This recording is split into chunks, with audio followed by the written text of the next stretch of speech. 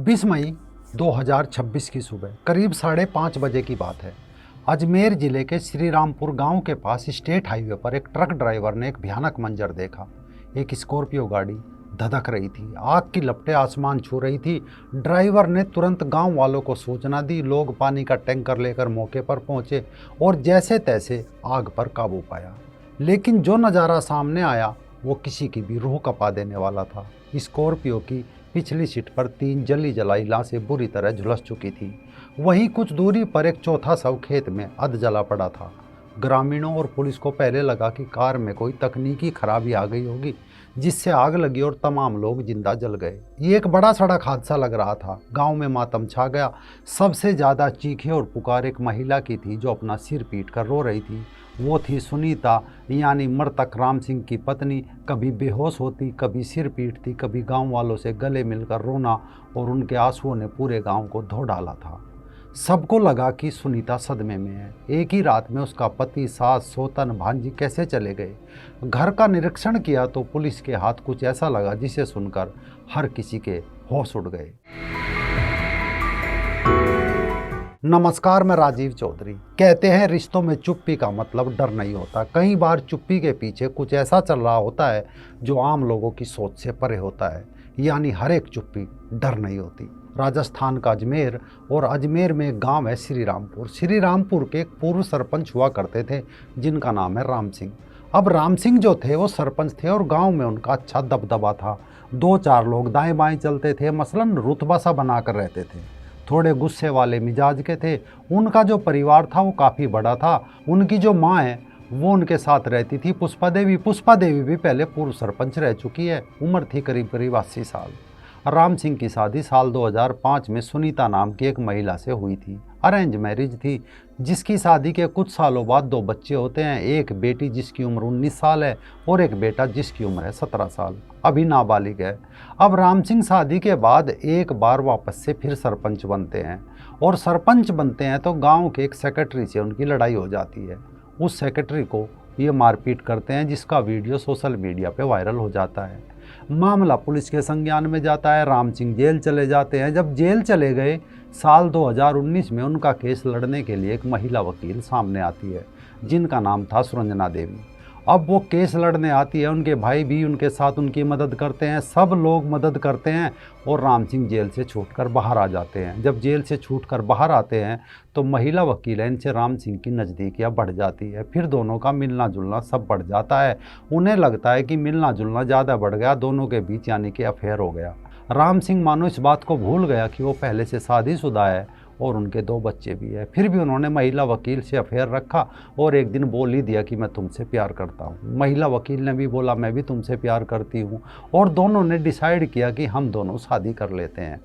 ऐसे में दोनों लव मैरिज कर लेते हैं। लव मैरिज करने के बाद दोनों जब घर आते हैं तो परिवार में कलेश शुरू हो जाता है, क्योंकि पहली पत्नी जो है सुनीता, वो इस बात को एक्सेप्ट नहीं कर पाती कि मेरे रहते दूसरी पत्नी कैसे आ गई। लेकिन पति पहले से धाकड़ थे, मारपीट करते थे, बाहर भी उन्होंने मारपीट कर रखी थी, तो अपनी पत्नी को इस बात पर बहुत मारा, या कह लीजिए कई बार मारा। राम सिंह का बेटा सब कुछ देखता था। कई बार राम सिंह सुनीता को बोल देते थे कि मुर्गा बनो, वो मुर्गा बन जाती थी तो उसको फिर बेल्ट से पीटते थे। बेटा तब से अपने पिता से बहुत ज़्यादा खुन्नस रखने लगा था। वो आग बबूला हो जाता था लेकिन चुप रहता था। राम सिंह ना बेटी को बाहर निकलने देते थे ना पत्नी को। बेटा बोलता तो उसे भी मारता, यानी घर में एक किस्म से मानो कलह का अड्डा बन गया था। पहली पत्नी को तो मानो नौकर बना रखा था। अक्सर खुन्नस खाया बेटा अपनी माँ को बोल देता तेरे पति को मैं मारूंगा। अब ये सब चीज़ें बढ़ती जा रही थी, आए दिन लड़ाई हो रही थी। फिर अचानक से इसी महीने सब कुछ नॉर्मल था, लेकिन एक छोटी सी बात को लेकर फिर लड़ाई होती है और राम सिंह सुनीता को फिर बुरी तरीके से मारते हैं, बहुत पीटते हैं। अब मारपीट होता है, वो लड़का देखता है, फिर गुस्से में आ जाता है, फिर वो ऑनलाइन चाकू मंगाता है। जब ऑनलाइन चाकू आ जाता है तो पिता का शाम को वो वेट करता है। पिता दारू भी पीते थे। जब रात को पिता दारू पी कर आए तो अपने पिता की हत्या कर दी। जैसे ही पिता की आवाज़ सुनी तो बूढ़ी दादी आई। इसने जरा सी देरी नहीं की और बूढ़ी दादी की भी हत्या कर दी। फिर तुरंत जो वो वकील सौतेली माँ है वो आई, इसने सौतेली माँ की भी हत्या कर दी। फिर एक जो सौतेली बहन थी, इसने उसकी भी हत्या कर दी। और इन सब हत्याओं में साफ साफ उसकी मम्मी और उसकी जो बड़ी बहन थी 19 साल की, दोनों शामिल थी।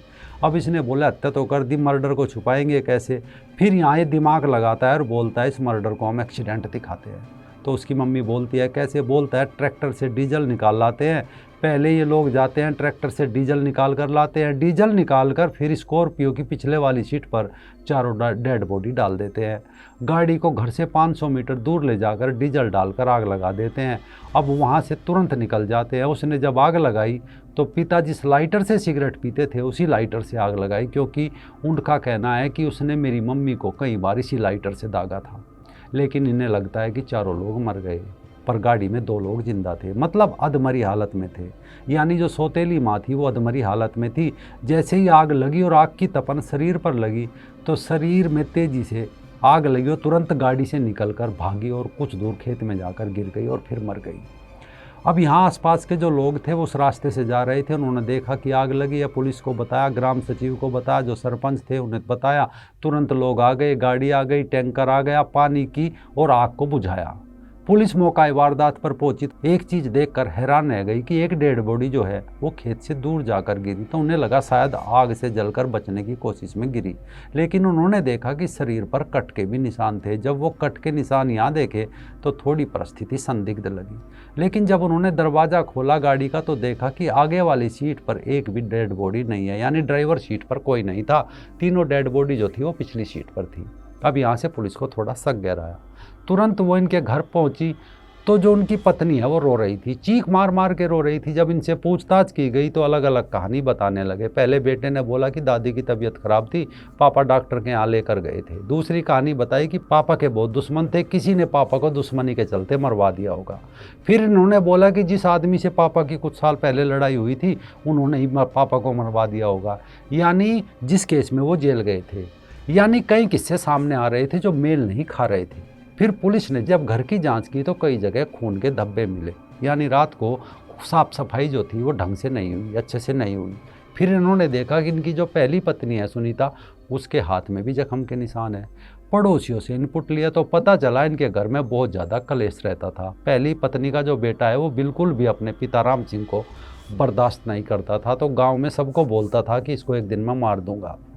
गांव वालों ने जब ये बात पुलिस को बताई तो पुलिस ने बेटे को पूछताछ के लिए बुलाया और पूछताछ में बेटा टूट गया। उसने सब कुछ सच सच बता दिया।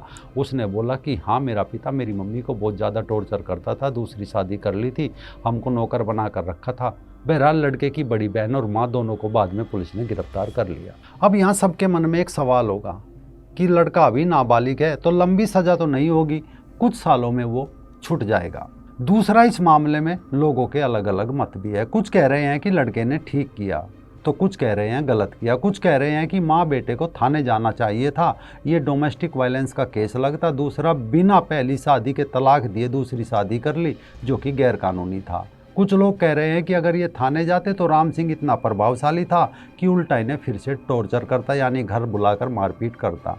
बहरहाल एक सवाल ज़रूर उठ रहा है कि राम सिंह ने कभी अपने बेटे की चुप्पी को नहीं भांपा। वो उसकी चुप्पी को डर समझता रहा, लेकिन उसे नहीं पता था कि अंदर ही अंदर वो गुस्सा उबल रहा था और उस गुस्से ने फैसला लिया जिसमें 4 लोगों का जीवन गंवाना पड़ा। आप इसमें क्या सोचते हैं हमें कमेंट बॉक्स में ज़रूर बताएं।